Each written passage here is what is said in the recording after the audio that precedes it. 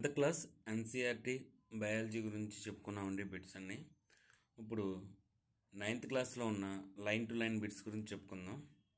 First lesson కణం జీవుల మౌలిక ప్రమాణంలోని ముఖ్యమైన బిట్స్ అండి. ఫస్ట్ బిట్, కణాన్ని 1665వ సంవత్సరంలో సూక్ష్మదర్శనంలో పరిశీలించిన శాస్త్రవేత్త ఎవరు? రాబర్ట్ హుక్ అండి. కణం అనేది ఒక చిన్న గది అని అర్థం గల భాషా పదం ఏది అని అడిగారు. లాటిన్ భాషా పదం. సూక్ష్మదర్శిని యొక్క భాగం ఏది? అక్షికటకం, సూక్ష్మ సవరణి, కండెన్సర్. పైవన్నీ సూక్ష్మదర్శిని యొక్క భాగాలు. చెరువు నీటిలో స్వేచ్ఛాయుత సజీవ కణాలను తొలిసారిగా కనుగొన్న శాస్త్రవేత్త ఎవరు? సజీవ కణాలను కనుగొన్న శాస్త్రవేత్త ల్యూవెన్హుక్ అండి. అదే నిర్జీవ కణాలను కనుగొన్న శాస్త్రవేత్త ఎవరు అని అడిగితే రాబర్ట్ హుక్ అండి. 1831లో కణంలోని కేంద్రకాన్ని కనుగొన్న శాస్త్రవేత్త ఎవరు? కేంద్రకాన్ని కనుగొన్న శాస్త్రవేత్త రాబర్ట్ బ్రౌన్. ఆరవ బిట్,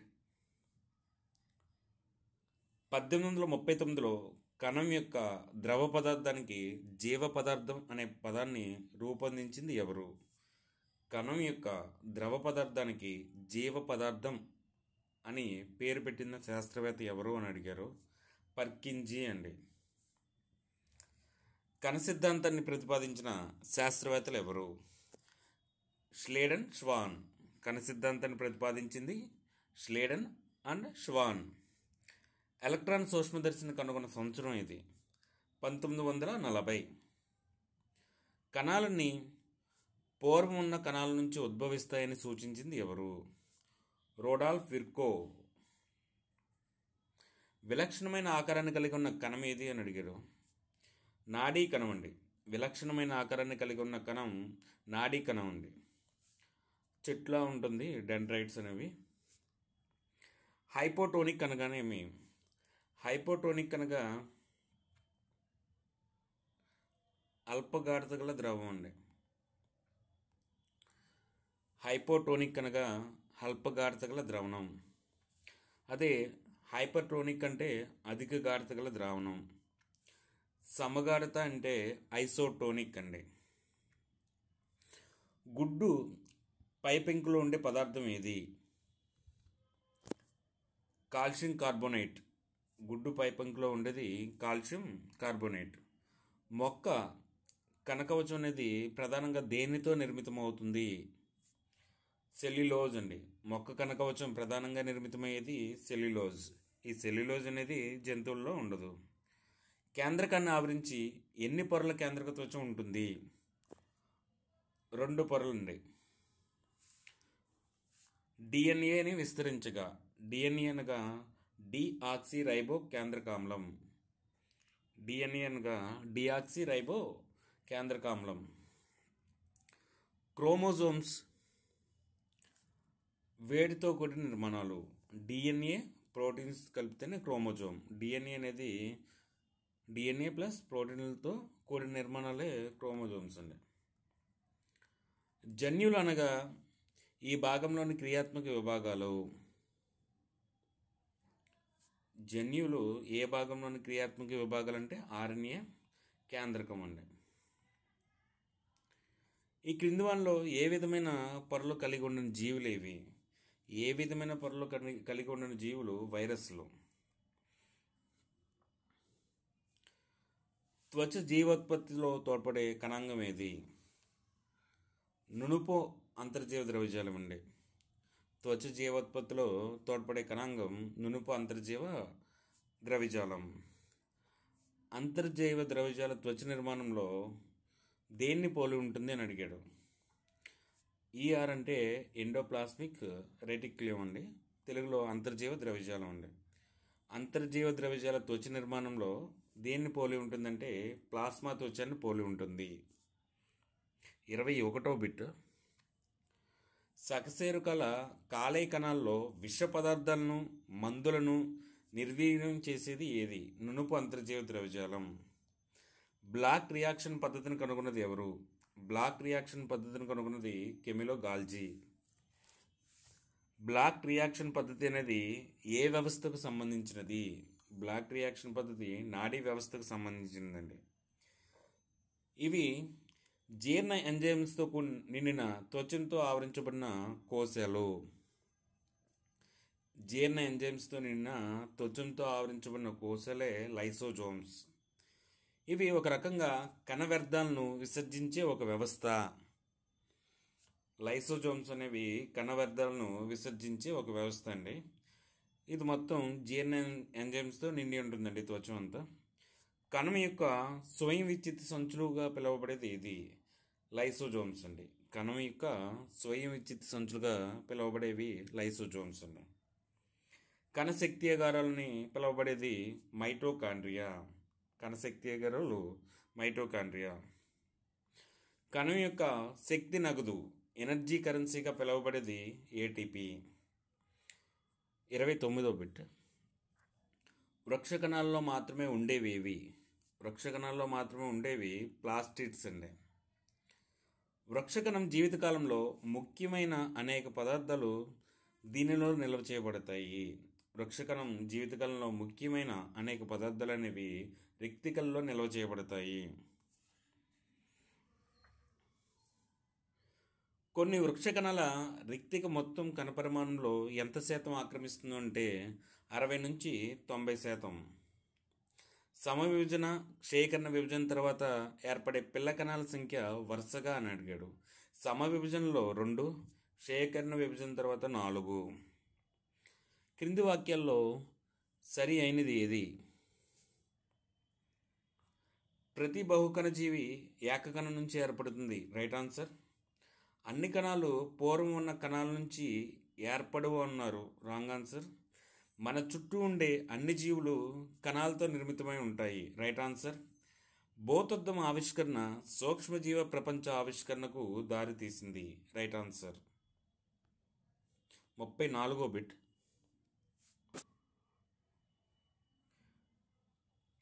అన్ని జీవుల కణాలకు కణకవచం ఉంటుంది. సరికాని వాక్యం అడిగాడు. అన్ని జీవుల కణాలకు కణకవచం ఉంటుంది అనేది wrong answer. Amoeba, paramecium, chlamydomonas బ్యాక్టీరియాలు ఏకకణ జీవులు. ఇది రైట్ ఆన్సర్.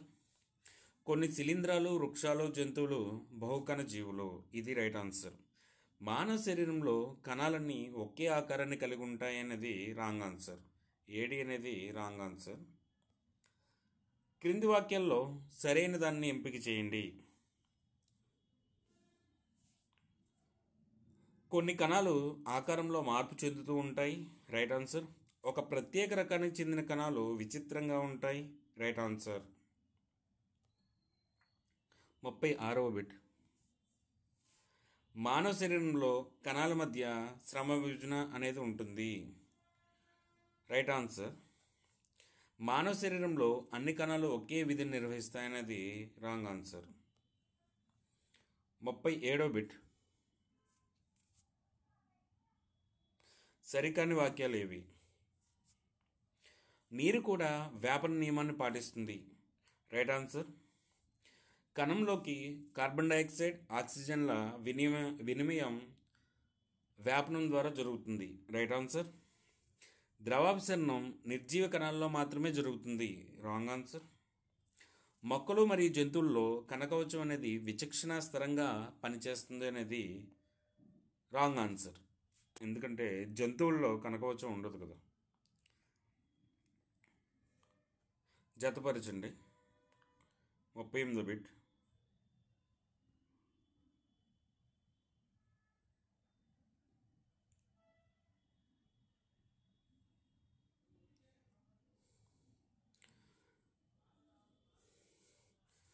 మైటోకాండ్రియా శక్తి నిల్వ చేస్తుంది.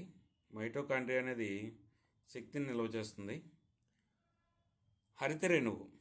హరితరేణువు అనేది ప్రోటీన్స్. హరితరేణువు జీర్ణక్రియ ఎంజైమ్స్. మైటోకాండ్రియా అనేది శక్తి నిల్వకు. అదే హరితరేణువు అనేది కిరణజన్య సమయక్రియ. రైబోజోమ్స్ ప్రోటీన్స్ తయారీ. నునుపు అంతర్జీవ ద్రవ్యజాలం, ఎస్సీఆర్ అంటే నునుపు అంతర్జీవ ద్రవ్యజాలం అండి. ఇది లిపిడ్ సంశ్లేషణ. మైటోకాండ్రియా అనేది శక్తి నిల్వకు, హరిత రేణువు అనేది కిరణజన్య సమయక్రియ, రైబోజోమ్స్ అనేవి ప్రోటీన్స్ తయారీ, నునుపు అంతర్జీవ ద్రవ్యజాలం అనేది లిపిడ్ సంశ్లేషణ. క్రింది వానిలో సరికాని జత ఏది అని అడిగాడండి. ఐసోటోనిక్ అంటే సమగాఢత ద్రావణం, రైట్ ఆన్సర్. హైపోటోనిక్ అంటే అల్పగాఢత ద్రావణం, రైట్ ఆన్సర్. హైపర్టోనిక్ అంటే అధిక గాఢత గల ద్రావణం, ఇది రైట్ ఆన్సర్. పైవన్నీ సరైనవే. ఫస్ట్ లెసన్లోనే కణం జీవుల మౌలిక ప్రమాణంలోనే పార్ట్ 2 చూద్దామండి. క్రింది వానిలో సరికాని జత ఏది అని అడిగాడండి.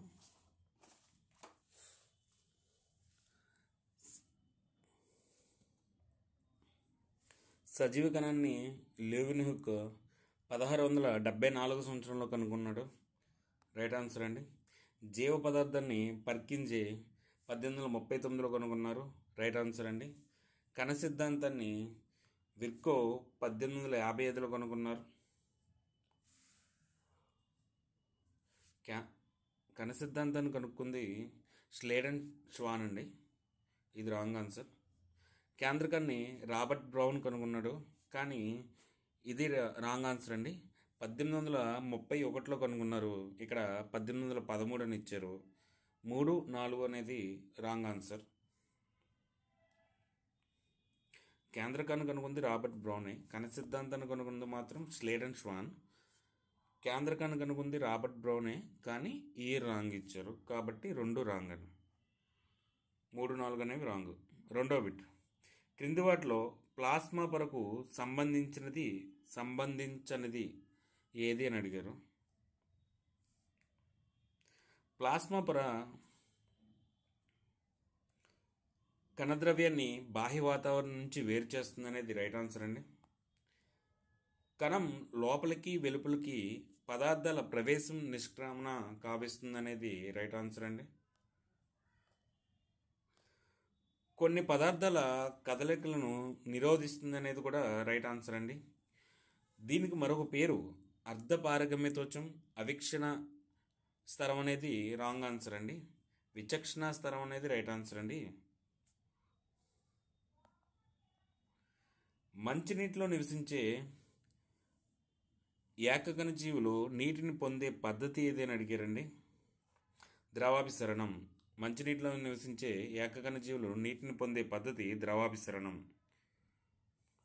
కణత్వచానికి ఉండే సాగే గుణం వలన అది వెలుపలి ఆహారం ఇతర పదార్థాలను కణంలోకి గ్రహించడం అనేది ఎండోసైటోసిస్. కణత్వచానికి ఉండే సాగే గుణం వలన అది వెలుపలి ఆహారం ఇతర పదార్థాలను కణంలోకి గ్రహించడాన్ని ఎండోసైటోసిస్ అంటారు.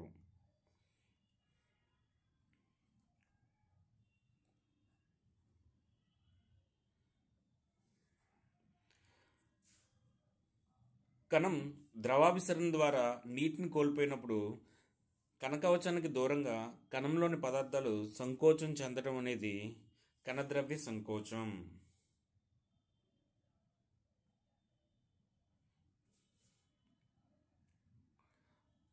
మొక్కలు, శిలీంధ్రాలు, బ్యాక్టీరియా వంటి జీవుల్లో హైపోటోనిక్ గాఢత వల్ల కణాలు పగిలిపోకుండా రక్షించే నిర్మాణం ఏది? కణకవచం. కణకవచం రక్షిస్తుందండి. తర్వాత 7వ బిట్. కణ విభజన జరిగేటప్పుడు మాత్రమే కేంద్రకం కలిగి ఉండే కడ్డీ వంటి నిర్మాణాలు ఏవి? క్రోమోజోమ్స్ అండి. కణ విభజన జరిగినప్పుడు మాత్రమే కేంద్రకం వంటి కడ్డీ వంటి నిర్మాణం ఉంటుందండి. కేంద్రకం కలిగి ఉన్న కడ్డీ వంటి నిర్మాణం అనేది ఉంటుంది. డిఎన్ఏలోని క్రియాత్మక విభాగాలు ఏవి? జన్యువులండి. డిఎన్ఏలోని క్రియాత్మక విభాగాలు జన్యువులు. పరిమాణంలో చిన్నదిగా ఉంటాను, నాలో క్రోమోజోముల సంఖ్య 1, నాలో త్వచీత కణాంగాలు ఉండవు, నేనెవరు? కేంద్రక పూర్వకణం అండి. పరిమాణంలో చిన్నదిగా ఉంటుంది, క్రోమోజోముల సంఖ్య అనేది ఒకటే ఉంటుంది. దాంట్లో ఎటువంటి త్వచీత కణాంగాలు అనేవి ఉండవండి. అది కేంద్రక పూర్వ కణం. అంతర్జీవ ద్రవ్యజాలం నుంచి ఏర్పడిన కొన్ని ప్రోటీన్స్ మరియు లిపిడ్స్ కణత్వచ నిర్మాణంలో సహాయపడే ప్రక్రియను ఏమంటారు? త్వచ జీవోత్పత్తి అంటారండి. త్వచ జీవోత్పత్తి. కాలేయ కణాల్లో విష పదార్థాలను, మందులను నిర్వీర్యం చేయడంలో ప్రధాన పాత్ర పోషించేది ఎవరు? నునుపు అంతర్జీవ ద్రవ్యజాలం అండి. కణ ఉత్పత్తులను నిల్వ, రూపాంతరం మరియు ప్యాకింగ్ చేసే కణాంగం ఏది? గాల్జీ సంక్లిష్టం అండి. నిల్వ, రూపాంతరం, ప్యాకింగ్ అని వస్తే గాల్జీ సంక్లిష్టం. నాడీకణ నిర్మాణాలను రంజనం చేసే విప్లవాత్మక పద్ధతి అయిన బ్లాక్ రియాక్షన్ కనుగొన్నది ఎవరు? కెమిలో గాల్జీ అండి. కెమిలో గాల్జీ. గరుకు అంతర్జీవ ద్రవ్యజాలం చేత నిర్మితమైన జీర్ణ ఎంజైమ్స్ని కలిగి ఉన్న త్వచీత కోశాలు లేదా కణాంగాలు ఏవి? లైసోజోమ్స్ అండి. లైసోజోమ్స్. గరుకు అంతర్జీవ ద్రవ్యజాలం చేత రఫ్ ఎండోప్లాస్మిక్ రెటిక్యులం చేత నిర్మితమైన జీర్ణ ఎంజైమ్స్ని కలిగి ఉన్న త్వచీత కోశాలు లేదా కణాంగాలు ఎవరు అంటే లైసోజోమ్స్ అండి. 15వ బిట్. కణం యొక్క శక్తి నగదు ఏది? కణం యొక్క శక్తి నగదు ఏటీపీ. 16వ బిట్. క్లోరోప్లాస్టులు కలిగి ఉండే వర్ణకాలు ఏవి? ఆకుపచ్చ, పసుపు, నారింజ. పైవన్నీ అండి. ఆకుపచ్చ, పసుపు, నారింజ. 17వ బిట్. బాహ్య నిర్మాణంలో మైటోకాండ్రియాను పోలి ఉండి స్వంత డిఎన్ఏ, రైబోజోమ్స్ను కలిగి ఉండే నిర్మాణాలు ఏవి? చూడటానికి బాహ్య నిర్మాణంలో సేమ్ మైటోకాండ్రియాలోనే ఉంటుందంట. అది ఏంటి అంటే ప్లాస్టిడ్స్ అండి. 18వ బిట్. కొన్ని వృక్ష కణాల రిక్తికలు మొత్తం కణపరిమాణంలో ఆక్రమించిన శాతం ఎంత? 50 నుంచి 90%. 50 నుంచి 90% ఉందండి. 60 నుంచి 90% ఉంది. ఆప్షన్లో ఏది ఉంటే అది పెట్టండి. 19వ బిట్. కొత్త కణాలు తయారయ్యే ప్రక్రియ ఏంటి? Cell division. కణ విభజనలో కొత్త కణాలు అనేవి తయారవుతాయి. 20వ బిట్. 2 వరుస విభజనలు కలిగి సగం క్రోమోజోమ్ సంఖ్య కలిగిన 4 కొత్త కణాలు ఏర్పరిచే కణ విభజన ఏది? క్షయకరణ విభజన. 4 ఏర్పడితే క్షయకరణ విభజన, 2 ఏర్పడితే సమ విభజన. ప్లాస్మా పొర అనేది వేటితో నిర్మితమవుతుంది? ప్లాస్మా పొర ప్రోటీన్స్ అండ్ లిపిడ్స్తో నిర్మితమవుతుంది.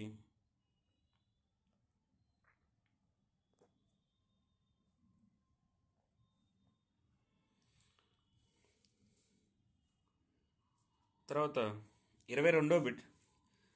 కణాంతర రవాణా మార్గంగా పదార్థాల తయారీకి ఉపరితలాన్ని సమకూర్చేదిగా విధిని నిర్వహించే కణాంగం ఏది? అంతర్జీవ ద్రవ్యజాలం అండి. కణాంతర రవాణా మార్గంగా పదార్థాల తయారీకి ఉపరితలాన్ని సమకూర్చేదిగా విధిని నిర్వహించే కణాంగం ఏది అని అడిగారు. అంతర్జీవ ద్రవ్యజాలం అండి. 23వ బిట్. కణకవచం వృక్ష కణాల్లో దేనితో నిర్మితమై ఉంటుంది? సెల్యులోజ్తో నిర్మితమై ఉంటుందండి. తర్వాత 24వ బిట్. స్వయం విచ్చిత్తి సంచులు అని వేటిని అంటారు? లైసోజోమ్స్ని స్వయం విచ్చిత్తి సంచులు అంటారండి. 25వ బిట్. కేంద్రక ఆమ్లాలు కలిగి ఉండి సరిగ్గా ఏర్పడిన కేంద్రక ప్రాంతం ఏది? న్యూక్లియాయిడ్ అండి. కేంద్రక ఆమ్లాలను కలిగి ఉండి సరిగ్గా ఏర్పడిన కేంద్రక ప్రాంతం న్యూక్లియాయిడ్. ఇది కణం జీవుల మౌలిక ప్రమాణంలోని పార్ట్ 1 వీడియో అండి. పార్ట్ 2 వీడియో కూడా ఉంది. దాంట్లో కూడా ఇంకా 40 బిట్స్ ఉంటాయండి. ఈ లెసన్ మొత్తం మీద ఒక 120 బిట్స్ వరకు ఉన్నాయి. లైన్ టు లైన్ బిట్స్ అండి.